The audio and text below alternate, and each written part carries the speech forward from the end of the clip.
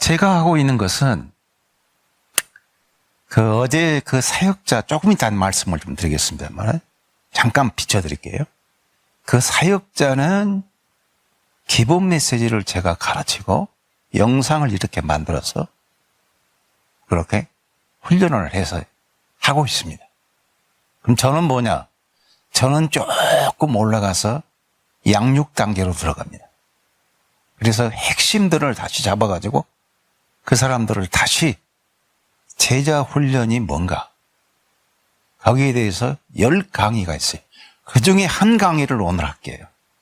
한 강의를 하는데 가장 중요한 것은 제자의 선택을 어떻게 할 건가. 그리고 선택하고 나면 제자를 어떻게 집중할 것인가. 그걸 보세요. 잘 보시면 제 방법이 아니고 주님의 방법이에요. 주님이 어떻게 하셨는가. 그걸 따라가면 돼요. 우리는 다른 방법 말고 주님이 하신 방법대로 따라가면 돼요. 그러면 현장에 문이 열리고 현장에 사단이 보입니다. 아멘.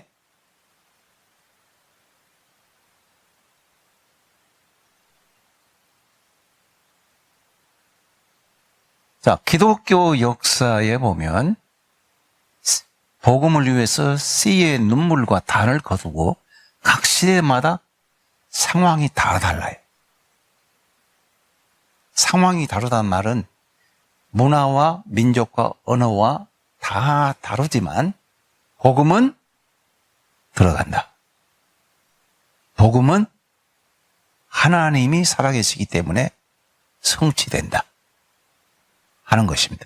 그러면 이런 현장들을 여러분이 현장에 포항에 주신 이 현장에 들어가서 똑같이 불신자의 세계가 열립니다.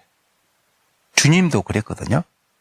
그럼 주님이 현장에 들어갈 때 고통이 있고 진통이 있었어요. 종교개혁 시대를 여러분 아시죠?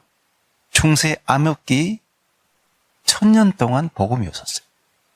캐톨릭의 율법주의 때문에 루터는 상당한 인물이에요. 거기에 비하면. 그럼에도 불구하고 루터의 종교개혁을 통해서 오직 솔라 그리스도 오직 그리스도밖에 없다. 이게 답이에요. 교회가 사는 길은 목사님의 큰 학력도 아니고요. 경력도 아니고 그리스도예요. 제가 오늘은 좀 차분히 얘기를 할게요. 제 친구 장로가 서울에 있습니다. 물론 다락방을 안 만났습니다. 그리고 제가 다락방 만났다고 말도 안 했어요. 굉장히 고향 친구예요. 고향 친구인데 지금 장로예요. 어느 교회 장로인데 그 개척을 해서 30년을 그 교회를 다녔다. 그런데 내가 물어봤어요. 교인 몇 명이냐? 100명도 안 된대. 교회당은 지었냐? 30년 됐다고 보니까. 상가 건물이 아직도. 그럼 목사는 뭐냐? 어떤 분이냐? 그러니까 부흥사랍니다. 부흥사. 그래서 매 주일마다 부흥회를 나간대. 부흥회를 나가면 부목사 2사람을 넣고 수요 예배, 금요 철학, 그 다음에 매일 새벽 기도를 하고 자기는 와서 주일 예배 딱 한 번 한대. 그리고 또 나간대. 제가 부흥사 세계를 알거든요. 지금은 그런지 모르겠습니다. 가면은 대접받지요, 살해받지요, 심지어 숙소에 런닝구 다 할 것 없이 양발까지 새로 다 나와요. 그리고 살해도 아마 지금은 한 번 하면 보통 교회에 한 500만 원에서 1000만 원 정도 받을 거예요. 한 3일 정도 해주고요. 그 맛에 들여놓으면 못 빠져나와요. 그러니까 교회를 내가 그랬어요. 애비가 자식을 집안에 두고 밖으로만 빙빙 돌면 그 가정이 온전하겠냐? 저라도 말로. 온전하겠냐? 네가 한번 생각해봐. 한 목사 말이 맞대. 애비가 아버지가 자식들을 처자를 두고 밖으로만 돌면 그 가정이 온전한 가정이냐? 교회도 마찬가지다. 아니나 다를까? 교회가 부흥이 안 돼요. 계속 밖으로만 도니까. 그리고 더 재밌는, 가슴 아픈 거냐? 우리 다락방 교회는 그런 게 없어요. 가슴 아픈 거. 본 교회도 1년에 몇 번씩 부흥회를 담임 목사가 인도를 한답니다. 그리고 자기 담임하는 교회인데 부흥사 사례비 받듯이 또 사례비를 요구한대요. 그리고 맨날 재정집사 보고 보면 돈 없다고 항상 그런대요. 이게 정상입니까? 그래서 내가 너무 어이가 없어갖고, 야, 그 교회를 나와라. 딴 데로 이사를 가. 네가 싫으면 이사를 가. 아이들이 다 거기서 자란 거예요. 이 얘기, 현장이 지금 이렇습니다. 현장이 이래요. 자, 넘어가겠습니다. 참고로 하시고요. 교회 내 세속주의입니다. 지금 세상보다는 교회 안에 현재 이루어지고 있는, 물론 다락방 교회는 놔두고 현대 교회가 이루어지고 있는 부패 온상들입니다.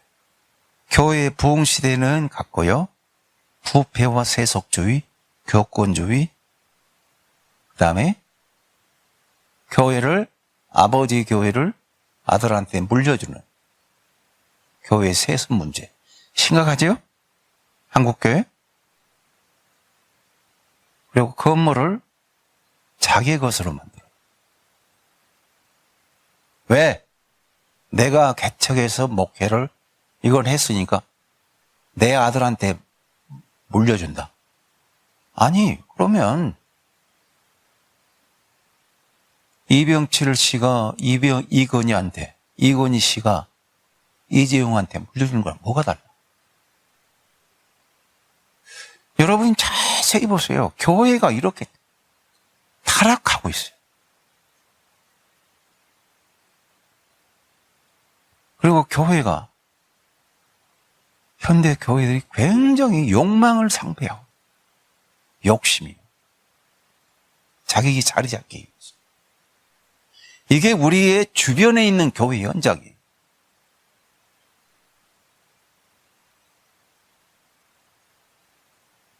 일반 목회자와 선교지 계속해서, 자, 이 네 가지를 금방 제가 얘기했어요. 이런 현장들이 있기 때문에 제가 캄보디아, 필리핀, 태국, 한국, 지금 콜롬비아 현장을 다 가봤어요. 선교사를 다 만나봤어요. 결론이 뭔지로 아세요? 선교는 그냥 무턱대고 선교비 보내지 마시고요. 잘 알아보고 선교지에서 일어나고 있는 일들을 제가 여러분에게 말하면 여러분 나자빠집니다. 그 얘기는 제가 못하겠어요. 그렇지만 이 얘기는 하자고요. 선교는 제대로 알고 하라. 선교비는 제대로 알고 하라. 늘 제가 하는 말이 그겁니다. 사랑하는 성도들은 식당 가서 하루 종일 그 뜨거운 밥상 들고 왔다 갔다 하면서 그렇게 돈 벌어서 먹고 살고 교회 와서 하나님 감사합니다. 감사헌금하고 11조합니다. 당신들도 목회를 그렇게 좀 해라. 사랑하는 교인들은 거물 꼭대기에서 여름에 땀 펄펄 흘리면서 건축일이라고 합니다. 사랑하는 교인들은 그러네. 당신들은 뭐냐 이거야. 교회가 뭐 당신들은 먹여 살리는 기관이냐? 차마 선교지에서 되어진 일들을 내가 다 봤어. 그 얘기를 차마 못하겠어. 그렇지만 제가 여러분에게 드리고 싶은 말은 선교 헌금을 제대로 하세요. 알고 하세요. 넘어가겠습니다. 자, 많은 포럼 있죠. 많은 패널, 많은 토론들이 있다고요. 결론은 뭐예요? 그리스도만 없어요. 교회가 어떻게 부흥이 안 되느냐, 한국 교회가 왜 이렇게 침체하냐, 많은 얘기들이 있어요. 내가 볼 때는 거기에 그리스도만 빠졌어. 그리스도만 빠졌기 때문에 교회가 침체하는 거야. 교회가 갈등하는 거예요.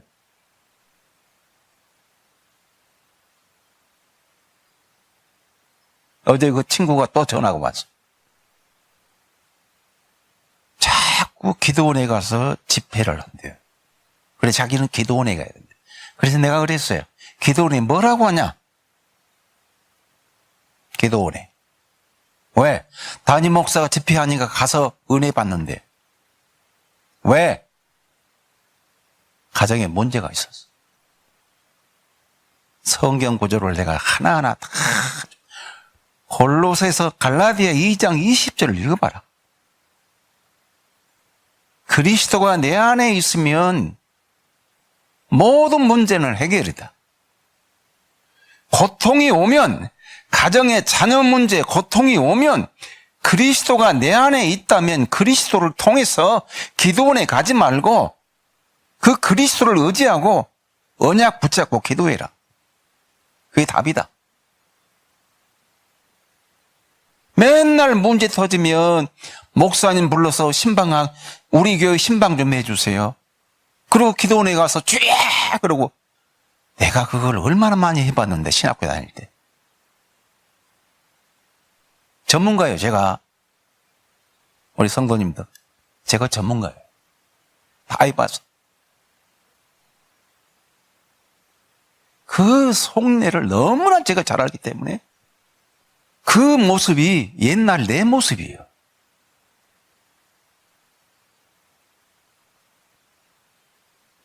그래서 우리 안에 그리스도가 있으면 모든 문제는 해결입니다. 아멘.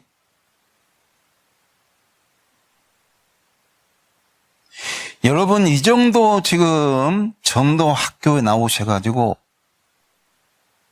메시지를 받을 수준 정도 되면요, 내 문제는 내가 해결해야 돼요. 내 문제가 오잖아요. 사단이 문제를 가지고 온다고요. 그러면 이상배 목사님, 여러분 수준은 다 아실 거예요.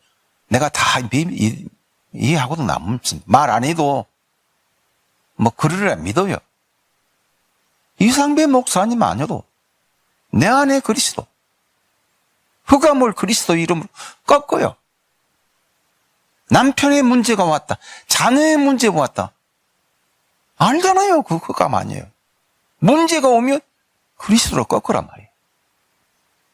자기 문제를 자기가 해결해야지, 기존 교회처럼 목사가 계속 갖다가 밥 먹여야 되고 그 짓을 언제까지 할 거예요? 조금 심각한 말 같습니다만 이해하고 들으세요. 우리의 현장이 지금 그렇다는 거예요. 여러분이 그렇다는 게 아니에요. 우리 주변의 현장이 지금 그러고 있어요. 가장 주님이 하신 일이 뭐예요? 제자 선택입니다.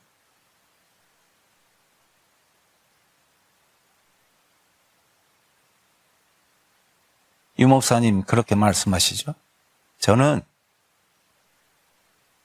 유 목사님 말씀 듣고 옛날에도 이제 그런 얘기를, 메시지를 많이 들었기 때문에 구약에는 세계복음은 없는 줄 알았어요.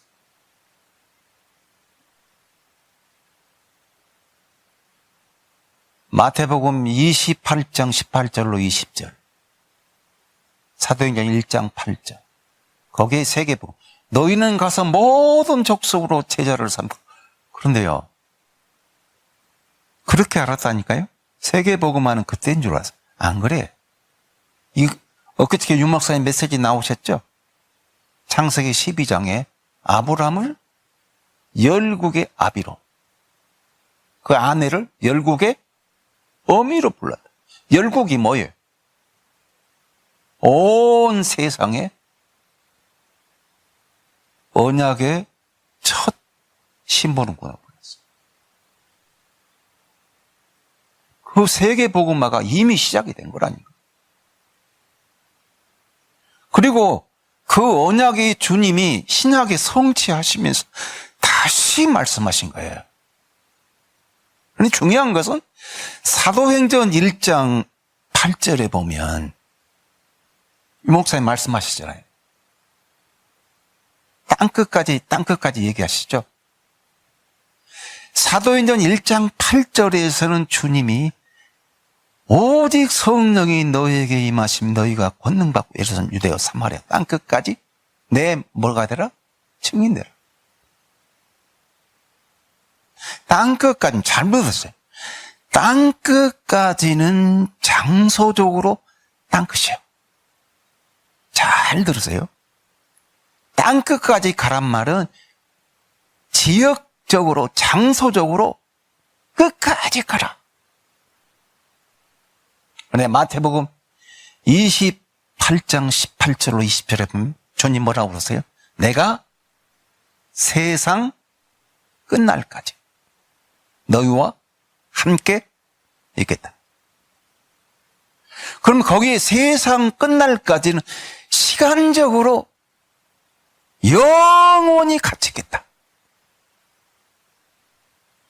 주님이 우리에게 주신 전도자의 축복. 우리는 땅끝까지 장소적으로 끝까지 가요. 못 가면 포항에서 여기가 내 인생을 마치더라도 끝까지 이 포항 지역을 끝까지 가는 것도 땅끝이요. 그러나 28장에서 말씀은 내가 세상 끝날까지 시간적으로, 장소적으로 말씀하시고 시간적으로 세상 끝날까지 내가 너와 함께 한다. 그 임마누엘이 아닙니까? 그러면 세계복음화를 말씀하시고 제자를 선택하셨어요. 제자를 선택하실 때 잘 보세요. 주님이 제자를 선택하실 때 갈릴리 바다에 베드로와 요한과 야고보만 물고기 잡고 있었나요? 안 그렇죠. 갈릴리 바다에는 많은 어부들이 생계를 위해서 물고기를 잡고 있었어요.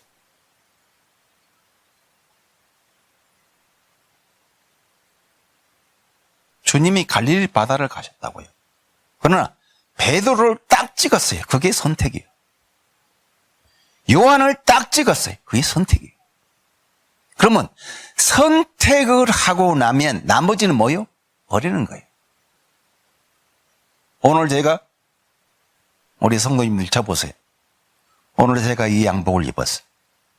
옷장에 옷은 다 미국이겠지만 이 옷을 입고 나왔다. 내 옷장에 옷들이 많잖아요. 우리 성도입니다. 내가 오늘 이 옷을 입고 나왔다 그러면 다른 옷들은 내가 선택을 안 했다니까. 선택한 옷만 가지고 왔다니까. 물론 나중에 입을 거지만 주님이 갈릴리 바다에 엄청난 엄청난 어부들이 있음에도 불구하고 딱 찍어서 야고보, 요한, 베드로 찍어서 나를 따라오느라. 내가 사람 낚는 어부가 되겠다.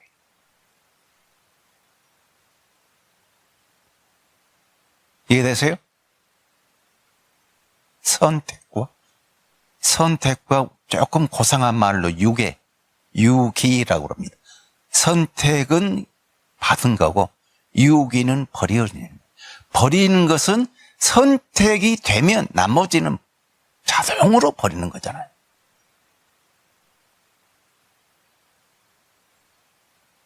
주님은 제자를 아무나 부르지 않습니다. 갈릴리 바다에 딱 제자를 선택했어요. 이 말씀이 오늘 핵심이에요. 선택하시고 그 다음에 어떻게 했죠? 오늘 메시지, 제가 드리는 메시지가 예수의 제자 선택과 집중이라고 했죠.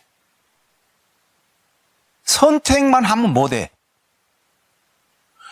어머니가 얘만 낳으면 못하냐고. 집중을 해야지. 그 아이를 이제 낳았으면 씻기고 울면 젖주고 키워야 될 거 아니야. 그게 집중이야. 캄보디아나 멕시코나 가보면 콜롬비아도 마찬가지. 다 목의 중심이더라고요. 결혼을 했어요. 남자가 아이만 낳아놓고 나가버려. 그래서 그 어머니가 아이들을 다 키워.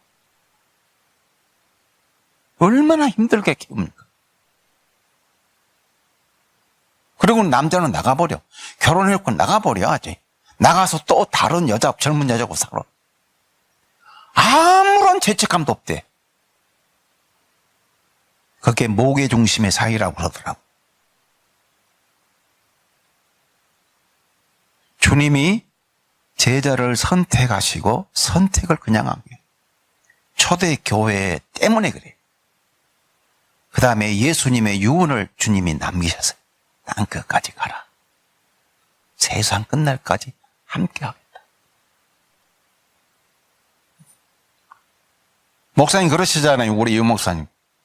사도행전 1장 11절에 갈릴리 사람들아 어찌하여 하늘을 쳐다보느냐. 서울 사람들아 박사들아 어찌하여 그러지 않았다. 갈릴리 사람들아 어찌하여 하늘을 쳐다보느냐. 너희 가운데 올리신 이 예수는 너희가 본 그대로 어떻게? 다시 세컨 커밍 오시리라.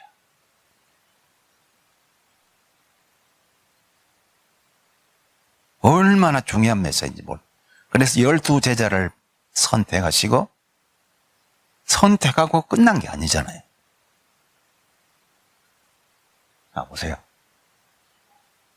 적어도 우리 제자들은 이 정도는 알아야죠. 제자 선택이 마태복음 4장 18절로 20절 22절까지는 그냥 달달달 외워야 돼요. 그건 기본이에요. 거기 한번 쭉 한번 읽어보세요. 한번 읽으실까요? 한번 다 같이 시작.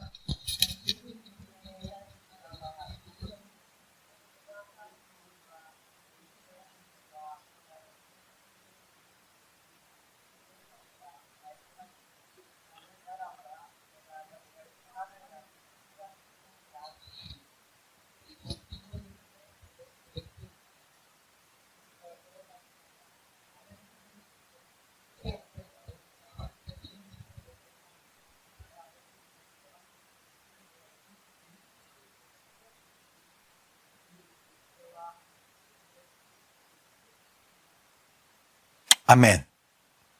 저는 이 성경 보면서 늘 의문점이 주님이 부르셨으면 가족은 책임져야 될 거 아니에요. 그래서 어떤 성경학자들은 이렇게 말해요. 예수는 가정 파괴범이다. 이해되세요? 왜?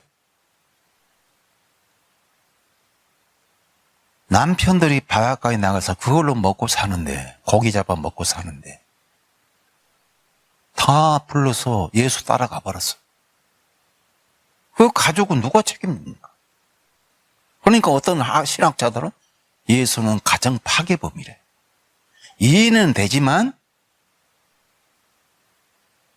인간적으로 이해는 되지만, 그러나 하나님의 깊은 뜻이 있어요. 왜 갈릴리 사람들을 불렀는가? 왜 예루살렘에 지성인도 많고 학식과 지성을 겸비한 학자도 많고 젊은 사람도 많은데, 똑똑한 사람도 많은데 갈릴리 어부를 불렀을까? 그런데 하나 더 재밌는 거, 성경을 자세히 보시면 베드로와 그 다음에 그 형제 안드레를 불렀지요. 나를 따라오너라. 따라갔다고요. 두 번째 누구를 부르죠? 더 나아가시다가 다른 두 형제, 세베대의 아들 야고보와 그 형제 요한이. 야고보와 요한은 특징이 있어요. 예수님의 내가 제자 연구를 하다가 깜짝 놀란 것입니다. 요한은 예수님의 제자 가운데 가장 장수한 사람. 요한복음, 요한 1, 2, 3, 요한 계시록을 5권을 기록한 예수의 제자예요. 사도 요한이에요. 가장 오래 살았어. 그런데 야고보는 가장 먼저 죽었어. 헤롯의 칼날에 제일 먼저 목 잘려 죽었어요. 제자가. 그런데 제가 여기서 드리고 싶은 말은 세베대의 아들들이 요한과 야고보라고. 똑같이 그물과 배를 버리고 갔어요. 그러나 한 가지의 특징이 뭐죠? 그의 아비를 버리고 갔다.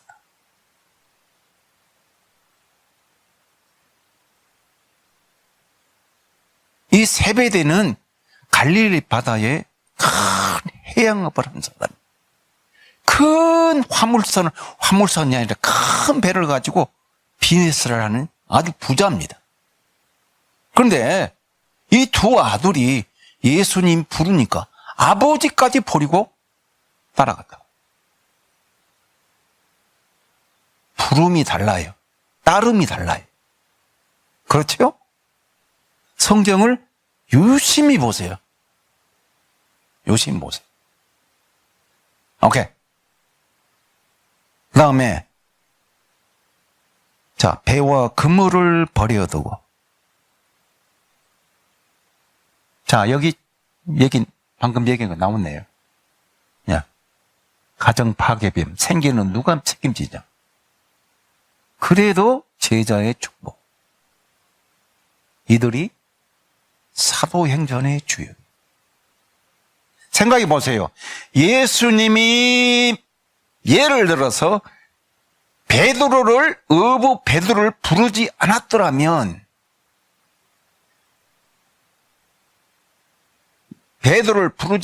평생 베드로는 뭐예요? 갈릴리 바다의 어부로 끝났다. 지금까지 우리가 베드로를 말할 수가 없어.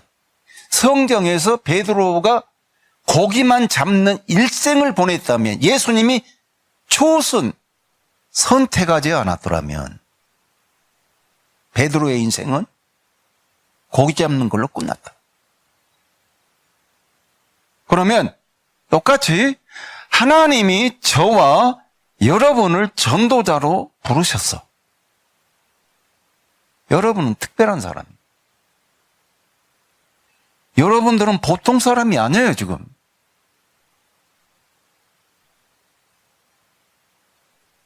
그렇잖아요. 내 안에 그리스도의 복음이 있다는 것은, 이건 감격이에요, 감격.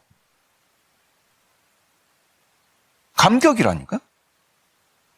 그래서 엄청난 축복을 받았는데, 뭐요? 사도행전에서는 이들이 사도행전을 이끌고 가잖아요. 어제 제가 말했죠? 물론 실수는 있어요. 부인하고 도망가고 배신하고.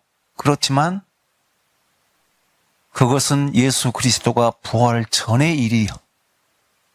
부활 후는 달라. 주님이 끝까지 이 제자들을 사랑하셨어요. 요한복음 21장에 보면 뭐라고 얘기해요? 주님이 찾아갔잖아요. 배신자 제자들을 찾아갔잖아요. 숯불을 피워놓고 떡을 준비하고 먹을 것을 다 준비하고 요한복음 21장에 뭐라고 그럽니까? 3번을 불러. 요한의 아들 시몬아, 네가 나를 사랑하니? 한 목사 같으면 그런 배신자를 찾아갔지 않을까? 부인했지요, 도망갔지요, 저주까지.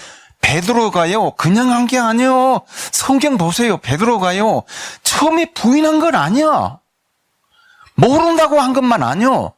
모른다고 하고 맹세하고 그 다음에 뭐 했죠? 저주까지 했어. 저주까지. 자기 선생을 완전 저주까지 난 모른다고 그랬다고요. 여러분 같으면 그런 인간, 그런 못된 인간을 찾아가겠냐고. 안 찾아갔다면 주님이 초창기에 베드로를 갈릴리 바다에서 부르심 자체가 아무것도 아니잖아. 베드로의 어떤 포텐셜을 본 거예요. 실수했어도 찾아간 거예요. 네가 나를 사랑하냐? 물으시잖아요. 주님, 내가 주님을 사랑합니다. 뭐라고 그래 주님이? 내 어린 양을 먹. 그거 잘 보세요. 네 양이 아니고 내 어린 양을 먹이라. 주님이 저와 여러분에게 제자로 부르셨어. 전도자로 부르셨어요. 그리스도를 알게 하셨어요. 그러면 여러분 현장에 갈 때는 불신자를 만나게 하신다. 이 양은 네 양이 아니고 내 양이다. 주님 그러셨다니까요. 네 양이 아니고 내 어린 양을 먹이라고 그랬다고요. 우리가 그거 알죠? 저는 그리스도의 살아계신 하나님의 아들입니다. 뭐라고 그럽니까 주님이? 내가 네 반석 위에 누구 교회? I built my church. 내 교회를 세우리니. 베드로 교회가 아니에요? 그런데 그 착각한 것은 지금 로만 가톨릭 천주교회는 그게 베드로 교회래요. 그래서 베드로가 첫째 교황이에요. 성경 해석을 잘해야 돼. 이단들이 성경 가지고 놀아. 오늘 많은 목사들이, 심지어 어느 목사들이 자기가 교회 개척했다고 자기 기업포가 되고 있어요. 자기 교회에. 그러니까 아들한테 주지. 아까우니까 남 안 주고. 어디 그게 자기 교회예요. 내가 이런 말하면 빰 맞겠지만 확실하게 하자고요.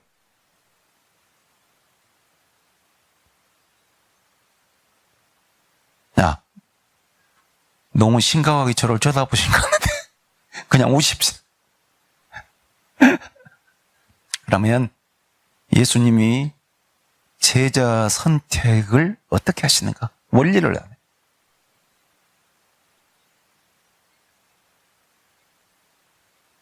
키가 뭐예요? 첫째는 선택하시죠. 두 번째는 동거하시잖아요. 그 다음에 동거에서 밥 먹고 논다? 아니죠. 동거 동거 하시면서 어떻게 해요? 훈련하시잖아요. 하나님 나라에 대해서 말씀하시니라. 그 다음에 훈련해가지고 그냥 교회 안에 방치한다? 아니잖아요. 어떻게? 파송하신다. 이것이 그리스도의 하나님 나라의 비밀이, 제자 훈련의 비밀이에요. 그런데 오늘 교회는 왜요? 교회는 어떻게 해요? 선택보다는 교회에 나오면 돼. 훈련 많이 해. 밖으로는 안 보내잖아요. 그러니까 머리만 성경 지식으로 늘어가지고, 많아가지고, 전도를 못하죠. 예수님이 그랬어요? 아니잖아요. 예수님이 제자를 부르신 거 아시죠? 아멘? 예수님이 제자들과 3년 반을 함께 계셨죠? 아멘? 훈련하셨잖아요. 그 어떻게 했죠? 둘씩 짝을 지어서 내보내시잖아요. 그리고 귀신을 쫓아내는 권세를 주시잖아요. 왜 귀신을 쫓아내는 권세요? 현장에 누가 있어요? 모든 불신자는 귀신 잡고 있잖아요. 그래서 에베소 2장 1절로 3절 공중의 권세 잡은 자를 따르고 있어요. 우리가 그랬잖아요. 우리의 현장에 지금 사단이 꽉 세상을 불신자를 잡고 있다고요.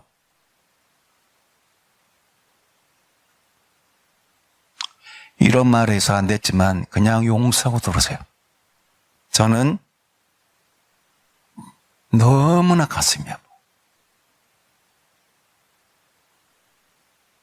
다락방 교회가 우리 초창기 저는 94년에 만나서 합숙 49기입니다. 70인 훈련까지 다 받았어요. 그래서 나중에 합숙을 또 한 번 받았어요. 확인하려고.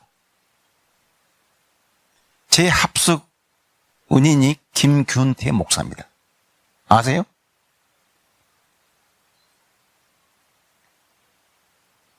제가 무슨 얘기 하려고 그랬죠? 사단이 현장을 잡고 있다. 다락방에 신부들, 수녀들이 많이 돌아옵니다. 무당들이 많이 돌아오죠. 그런데 오늘 현대 그냥 이해하고 들으세요. 제가 뭐 정치적으로 놀자는 얘기는 아니에요. 그러나 오늘 한국 현실을 보자고. 우리 국가적으로 얼마나 지금 사단이 꽉 잡고 있냐고. 천공이라는 자가 세상을 완전히 대통령을 잡고 주물럭주물럭 하고 있잖아요. 맞아요? 청와대를 왜 못 들어갑니까? 가지 말라는 거예요. 거기 가면 너 박사 금방 하룻밤에 죽는다. 용산으로 와라. 용산으로 와서 천막 쳐놓고 일해라. 저는 그런 유튜브를 보면서 주님, 한국교회 교인들은 뭐하고 있습니까? 저렇게 무속이 완전히 국가를 잡고 있는데 한번 생각해 보세요, 여러분. 한번 생각해 보시고. 저희가 너무 가슴이 아파요. 미국에 있으면서. 이거 큰일 났다, 이거. 5년을 어떻게 기다릴까? 넘어갑시다. 자, 선택하시고, 동거하시고, 훈련하시고, 파송. 이게 비밀이에요.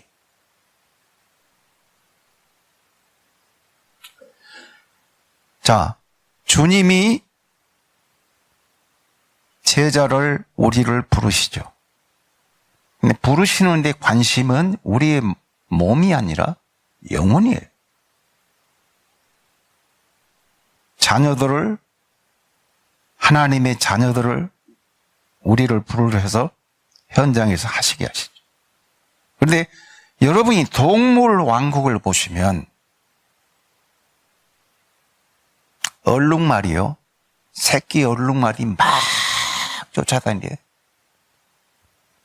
목표 없이 이리 갔다 저리 갔다. 보셨죠? 그런데 숫사자는 한 놈만 팬다.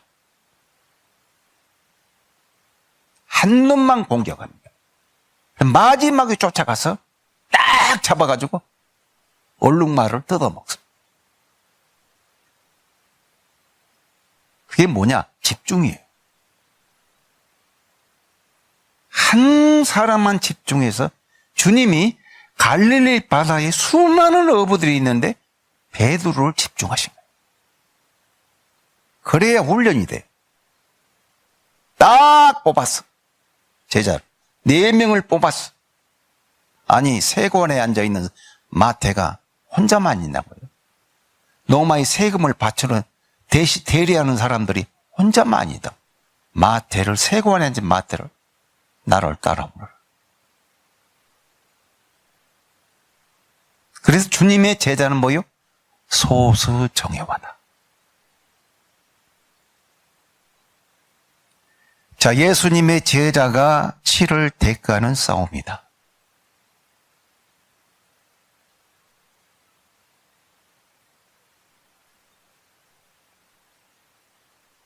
전혀 다릅니다. 예수님이 가르치는 방법하고 유대인 바리새인이 가르치는 방법은 전혀 다릅니다. 바리새인들은 앉아가지고, 여기 보세요. 바리새인들은 앉아가지고 사람들이 오기를 기다렸습니다.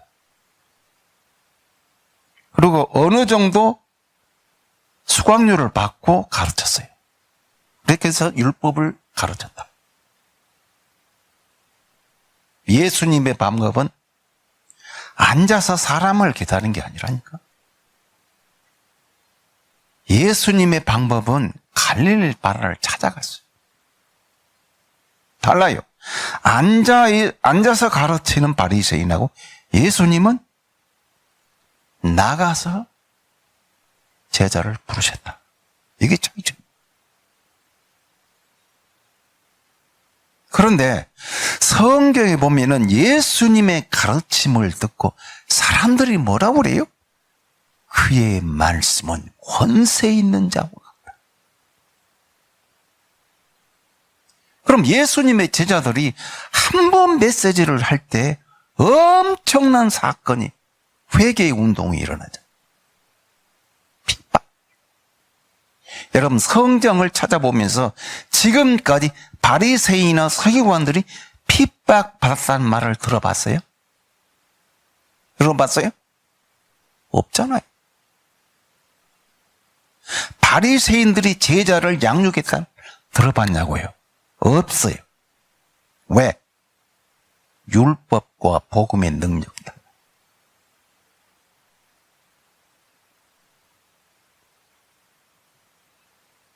목회를 바리새인처럼 하면, 무리를 데리고 하면 힘들어요. 무리의 목회도 제자를 데리고 해야 돼요. 내 현장에는 많은 사람이 만나지만 거기서 제자를 찾는 일이 열세. 어제 제가 말씀드렸죠. 사도행전 13장 48절. 이미 예비된 자는 믿기로 영생을 주시기로 작정된 자는 appointed. 영생을 주시기로 작정된 자는 믿더라. 아멘. 이게 우리가 제자 찾는 일이에요. 목사님, 현장에도 제자가 안 보이던데요. 끝까지 찾으면 아니에요. 너도 아니고 너도 아니에요. 그러나 끝까지 갔잖아요.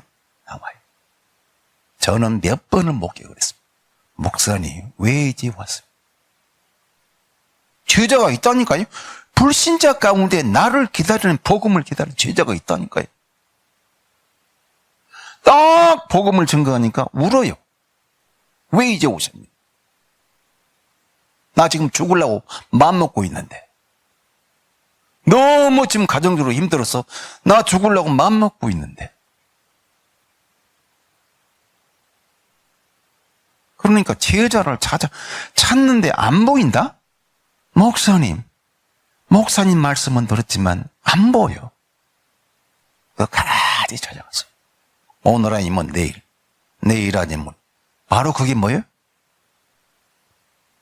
바울이고 간수고 누디아입니다. 유목사님 그렇잖아요. 바울은 전도해가지고 안 돼. 그러니까 완전히 꺾어버리잖아요. 사도행전 9장에서. 땅에 완전히 쓰러뜨려 놓고 당신이 누굽니까? 나는 네가 핍박하는 예수다. 왜? 너하고 나하고 한번 해볼래? 당신이 누굽니까? 그래도 안 꺾어지니까 어떻게 합니까? 3일 동안을 못 보겠잖아요. 바울을. 사도행전 9장에 자세히 나오잖아요. 그게 뭡니까? 주님이 안 되면 주님이 하세요. 주님이 직접 부르셨잖아요. 그럼 어떻게 됩니까? 바울만큼 예수님 다음으로 가는 제자가 없어. 물론 베드로나 다른 제자도 있지만 바울은 예수님 살아 생전에 제자로 따라가 본 적이 없어. 계속 핍박자로 살았어. 주님 부활하시고 다 올라가셨어. 성천하신 다음이야. 근데 재미있는 것은 바울을 회개시킨 자가 누구냐? 스데반의 죽음이었어요. 성경에 보면 사도행전 8장에 보면 사울이 스데반의 죽음을 마땅히 여기더라 그 말이야. 그 현장에 총지휘한 자가 누구요? 사울이었어요. 자, 계속해서 넘어갑시다. 시간이 너무 자세히 하다 보니까 지금 몇 시입니까, 목사님?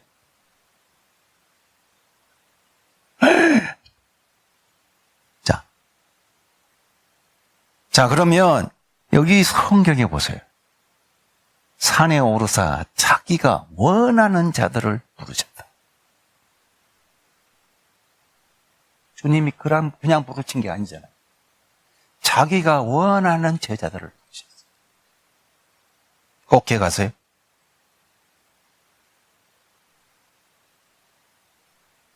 자, 사도로 칭하십니다. 그러면 여기서 보세요. 제자를 갈릴리에서 불렀냐? 아니죠. 갈릴리, 세관, 무화과나무, 나다네일을 부르실 때 무화과나무. 이게 비밀이에요. 그러니까 제자를 부르실 때는 제자는 현장마다 있는데 내가 어느 현장을 가든지 제자는 숨어 있다. 기다리고 있다. 그걸 만나면 돼요. 그러니까 전도가 쉬운 거예요. 나만 낚시만 하면 돼. 나만 끝까지 언약 잡고 주님이 하시는 그대로 따라만 가면 제자는 나와. 그런데 내가 가다가 지쳐버려. 아, 이거 아니네? 그럼 당신이 아니지, 성경은 아니요. 성경은 거짓말 안 해. 당신이 피곤해서 넘어진 것 뿐이에요.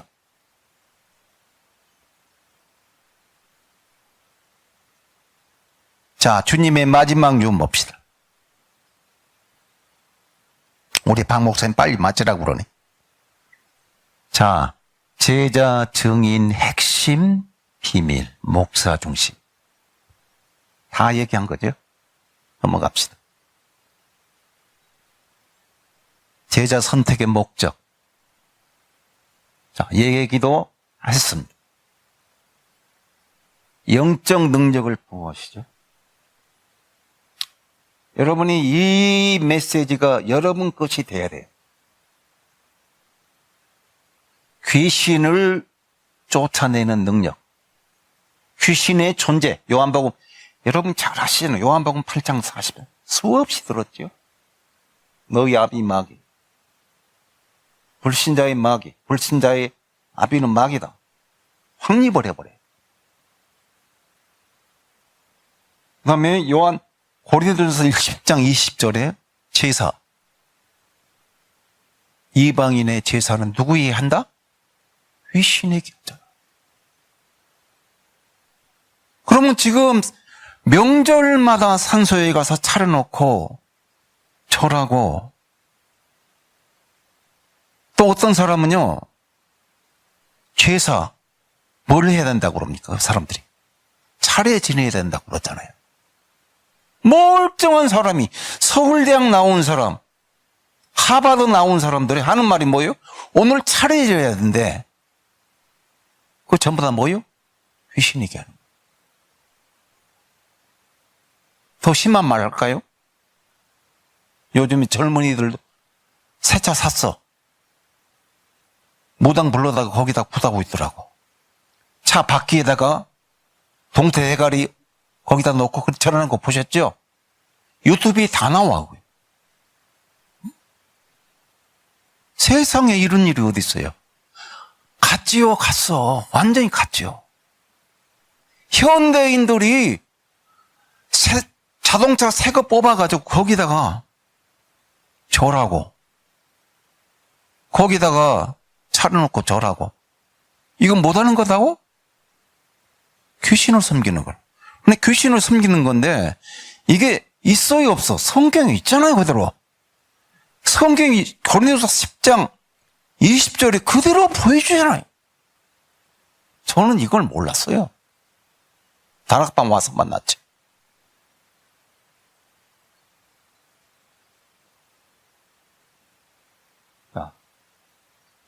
어제 제가요, 수적으로 이 초대교회가 이렇게 성장하는 걸 어제 잠깐 제가 보였는데,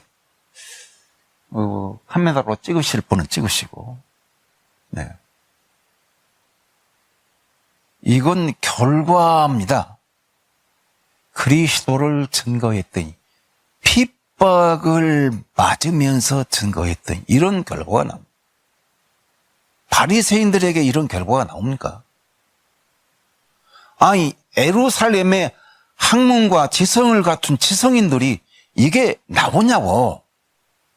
어떻게 갈릴리 어부들이 제자로 부름받고 훈련받은 이들이 이런 엄청난 일이 나오냐고요. 어떤 분은 그럽니다. 목사님, 그것은 사도행전에 있는 얘기지. 나와 현대는 그런 일이 없지요. 내가 그랬어요. 당신 목사 맞아? 내가 다시 한번 물어볼게.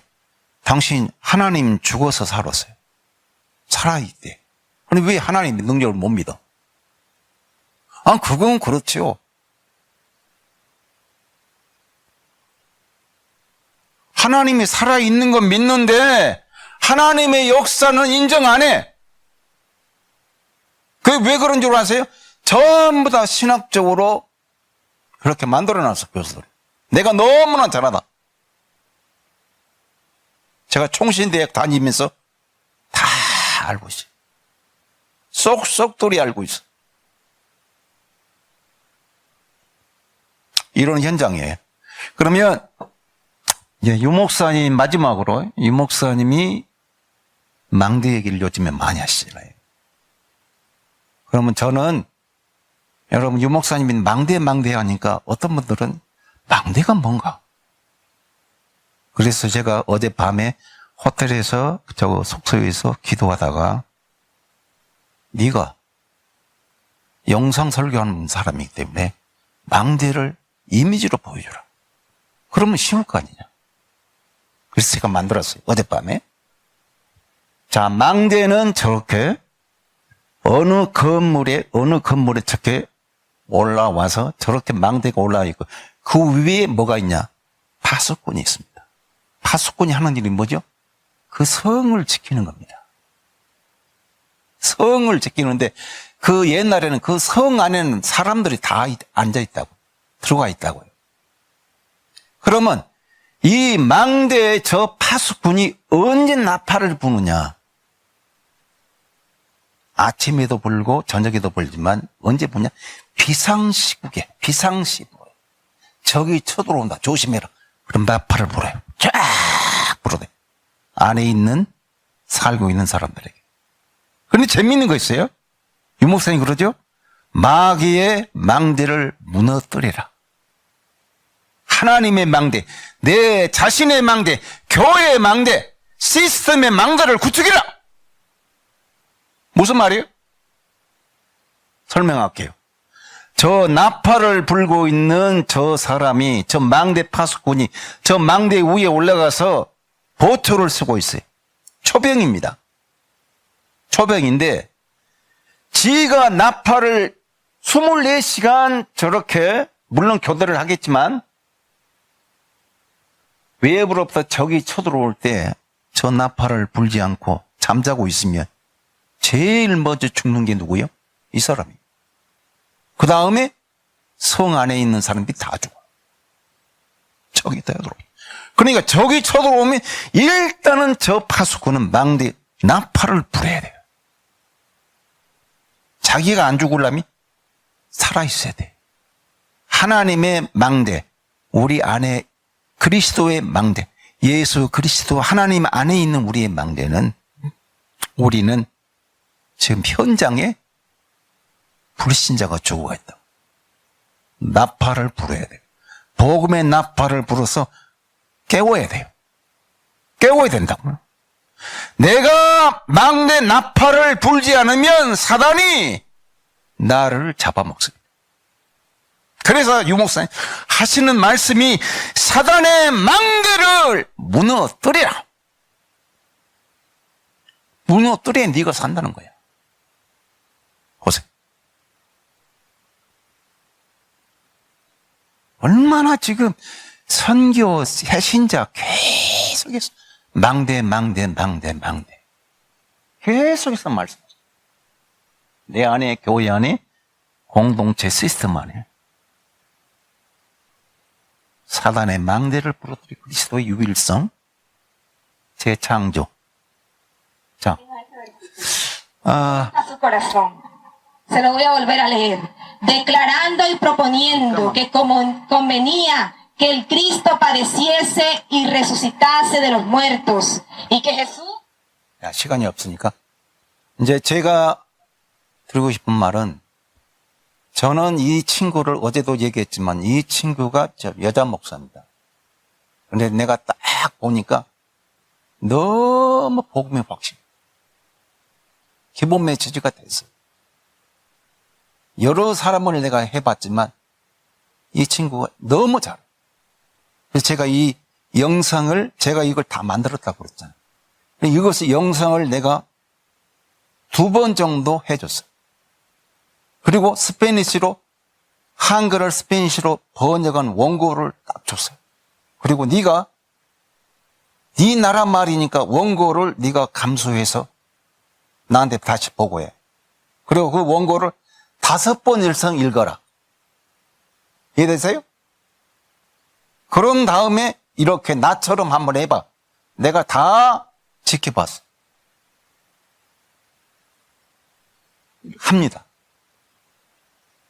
그러면 내가 하는 것보다는 이 친구가 이렇게 나와가지고 기본 메시지를 쫙 깔면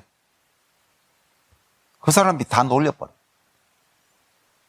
나는 한 목사는 이런 제자를 남미에 중남미 34개국에 100명을 깔라고 그럽니다.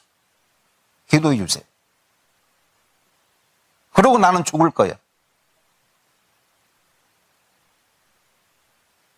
너무나 확실한 제자예요. 그래서 여기에 콜롬비아의 100개 교회를 내가 세웁니다. 그건 내가 자랑하는 게 아니 목사님 교회 하나 가지고 쩔쩔쩔 매는 100개요? 내 비전이 하나님이 오늘 나에게 너 100개 제자교회를 세워라. 확신을 주시더라고. 그래서 이 친구하고 내가 얘기했더니 아멘 그러더라. 그럼 뭐냐? 저렇게 해서 이 제자를 이렇게 만들고 그 다음에 현지인 사역자를 메시지를 이렇게 연습시키고 중남미에 100개 이런 제자를 내가 심으려고 해요. 기본 메시지가 너무나 확실. 이런 메시지를 기본 메시지를 딱 10개만 내가 깔라고 합니다. 주면 이 친구는 완전히 기본 메시지 10개 가지고 전문가가 돼버렸잖아요. 그러면 다른 거 없어. 10개만 가지고 중남미 34개국을 돌면 돼. 그리고 내가 어떻게? 네가 봐서 이런 제자가 너와 같은 제자가 있는가 찾아봐. 나는 모르잖아요. 그럼 내가 훈련할게. 조금만 더 되겠어요, 목사님? 네. 한 10분만 더 할게요. 왜냐하면 오늘 좀 가야 되잖아요. 그러니까 또 여러분 만날 수가 없어. 그러니까 용서하고 들으세요. 자, 쉽게 말씀드릴게요. 제가 처음에 미국을 갔습니다. 미국을 배운다고 그래갖고 세탁소에서 일한 적이 있어요. LA는 한국 이민자 가운데 세탁소 하는 분이 많습니다. 세탁소도 돈이 있어야 돼요. 1억 이상 있어야 세탁소를 합니다. 제가 그래서 거기 세탁소에 일을 하면서 남미 사람들이 옷을 다 다립니다. 그 힘이 좋으니까요. 한국 사람은 힘이 없으면 못해요. 그러니까 세탁소 주인들은 남미 사람들이 전부 다 그래 프레셔라고 그럽니다. 옷 대리는 자 프레셔라고 그럽니다. 영어에서 프레셔 누른다고 그래가지고 그 명사가 프레셔. 옷 대리는 사람이 그거예요. 그래서 물감이 많아지니까 양이 많아지니까 자꾸 헬퍼가 또 있어야 되잖아요.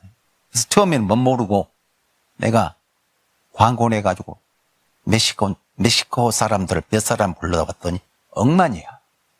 아무것도 몰라.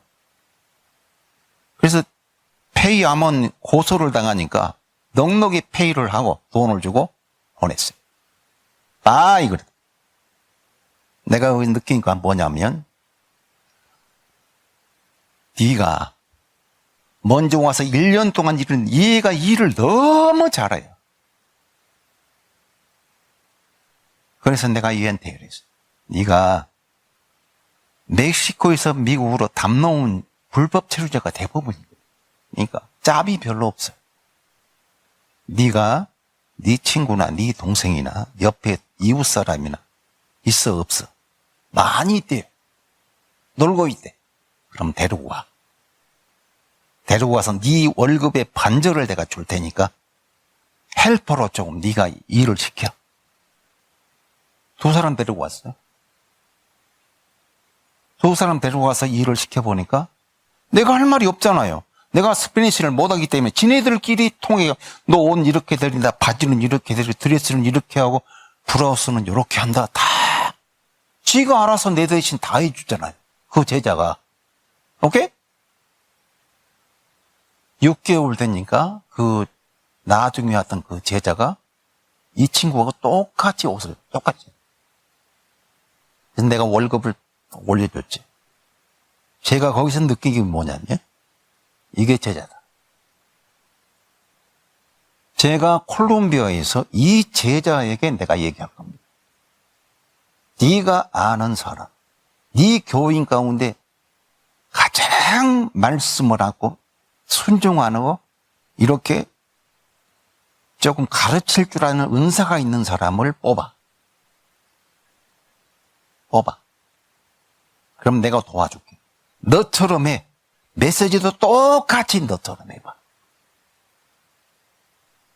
백교회가 가능할까 못할까? 가능합니다. 그럼 저는 뭐요? 저는 가서 그 핵심들만 모아가지고 이런 식으로 양육만 하면 돼. 양육만 하면. 이렇게 해서 지금 가는데요. 마지막으로 어제 제가 말씀을 좀 드리기가 그렇더라고요. 그래서 선교사들 오면 자꾸 돈 얘기하고 도와달라 그러는데 저는 그런 뜻은 아닙니다. 그런 뜻은 아니고 제가 하고 있는 사역을 위해서 우리 집사님들, 우리 권사님들이 기도를 좀 부탁드릴게요. 이것만 하고 마칠게요. 그 콜롬비아에 지금 제자 교회 100개 목표하고 가장 필요한 게 뭐냐면 제가 작년에 이번 3월 달에 이 친구가 오토바이가 18년 된 오토바이 2005년도 건데 오토바이를 타고 가다가 몇 번 죽을 뻔을 했대요. 중간에 시동이 꺼져가지고 18년짜리 오토바이니까 얼마나 못하겠어요. 그래서 LA에서 와이프 친구하고 다 얘기해가지고 내가 모아놓은 게 3,000불. 3,000불을 모아가지고 이번에 가서 오토바이를 새 것을 사줬어.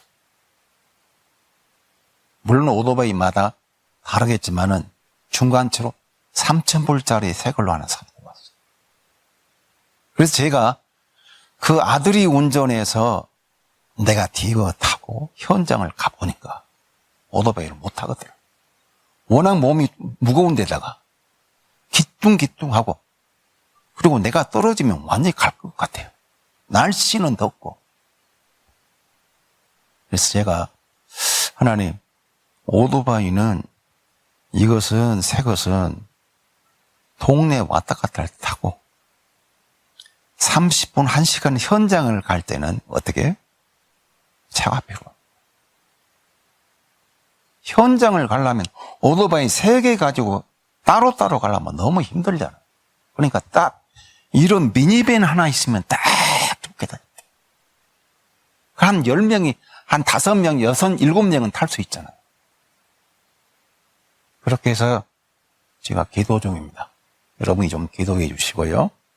가격을 정말 알아보니까 거기도 다 기아가 있어요. 기아가 있고 현대가 다 나와 있어요.